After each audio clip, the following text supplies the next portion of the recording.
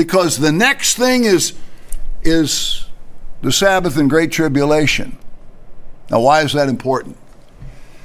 If the kingdom begins on Tammuz 1, and you count forward 1,230 days, this would be the 1290 moment. You count forward from a dawn, 1,230 days, you arrive at a Friday dawn.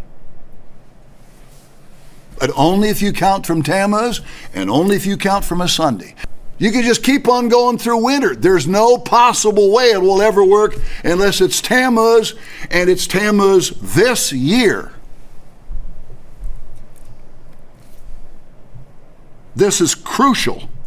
And 1,290 more days after that Sunday, after that Friday, is going to get you back to a Sunday for when people are weeping with for Tammuz on the first day of the millennium.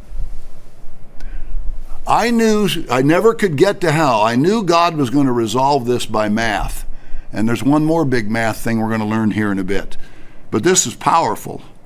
An honest reading of Scripture in Matthew 24, I would say, as God's servant trying to do his best up here, demands a Tammuz start. And in the year 2024. Because a Sunday Tammuz 1 is required for this. So you need 2024, which lines up with the 2,000 years from Christ, 7 years before you'd start another 1,000 years. It's math. Was God playing with us? Was he just playing with our heads when he said, pray that your flight isn't on the Sabbath? Or did he mean it? I could never figure out which year it came. While far from the only proof, this may be the most powerful proof of month and year in the Bible. In 2025, all of that math just vanishes. Poof. Even if you got to Tammuz 1. So when you say midst of the years, you have to mean, no wonder it was so hard to figure out, you have to mean the midst of three kinds of years, where God is triangulating a date, and that brings you to Tammuz 1. That is blown out of the water in any year where you're not somewhere near July 1st.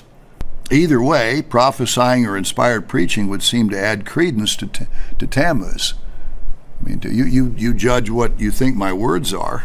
What I cannot do is read a verse that says, that's what I can't do. I mean, I gave you all these points from the other day. Here's what I can give you.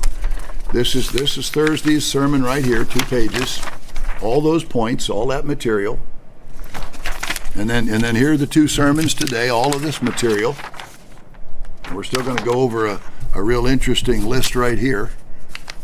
But I can give you all of that. But here's what I cannot do. Here's what I cannot do. I cannot read a verse that says the 7-year kingdom to Israel will arrive on the new moon of the 4th month Tammuz. If I could do that, everybody who ever lived would know. I can't do that. You have to decide whether all of this is sufficient. Could I have missed something over the last month plus of examining Tammuz? It would have to be so big, so massive, so Everest-like, so titanic, that it can outweigh all of this. That's all I can say. I had settled Tammuz 1 in mid-May, but then turned to Pentecost for reasons we all know. Because of the last about 55 points, Tammuz 1 appears to fit the date that cannot delay. There's some date that can't delay.